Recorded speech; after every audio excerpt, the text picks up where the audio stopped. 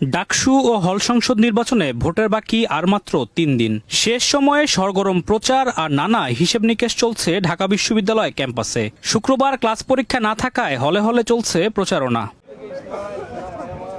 এদিন সকালে নতুন মোড় নেয় ডাকসু নির্বাচন। বৈষম্য বিরোধী শিক্ষার্থী সংসদের জিএস প্রার্থী আবু বাকের মজুমদারকে সমর্থন জানিয়ে নির্বাচন থেকে সরে দাঁড়ায় সমন্বিত শিক্ষার্থী সংসদের জিএস প্রার্থী মাহিন সরকার।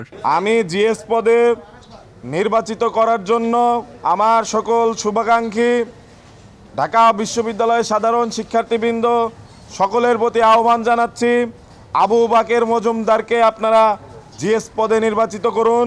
আবু বাকের মজুমদারের বিজয়ী মাহিন সরকারের বিজয় বলে সূচিত হবে ইনশাআল্লাহ।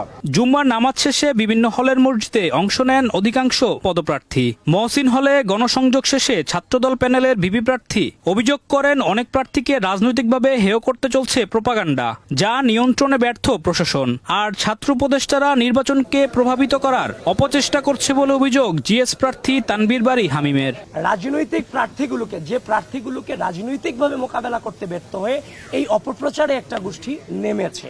সো সেইটা নিয়ে বিশ্ববিদ্যালয় বা নির্বাচন কমিশনের কাছে আমরা গিয়েছি, জানিয়েছি, কিন্তু তারা এখনো পর্যন্ত এই জায়গাটাতে মোটামুটি ভালোভাবে ব্যর্থতার প্রমাণ দিয়েছে। তারা বলে তাদের মাদার অর্গানাইজেশন নেই, কিন্তু national citizen party Facebook verified page থেকে এই প্যানেলকে কিন্তু সমর্থন করা হচ্ছে। এই রাষ্ট্রের একজন উপদেষ্টা তিনিও কিন্তু এই প্যানেলের ভিপি পদপ্রার্থীকে ওপেনলি সমর্থন দিচ্ছে। এদিকে বিভিন্ন প্যানেলের বিরুদ্ধে আচরণবিধি লঙ্ঘনের অভিযোগ দেওয়া হলেও প্রশাসন একপাক্ষিক আচরণ করছে বলে দাবি সাদেক কায়েম ও আব্দুল কাদেরের। এখন পর্যন্ত আমরা বিশ্ববিদ্যালয় প্রশাসনকে বিভিন্ন অভিযোগ দিয়েছি, বিশ্ববিদ্যালয় প্রশাসন এখন পর্যন্ত কোনো কার্যকর উদ্যোগ গ্রহণ করেনি। শিক্ষার্থীদের ভোটদানের প্রক্রিয়া অবগত করতে রবিবার সেমিনার করবে কর্তৃপক্ষ।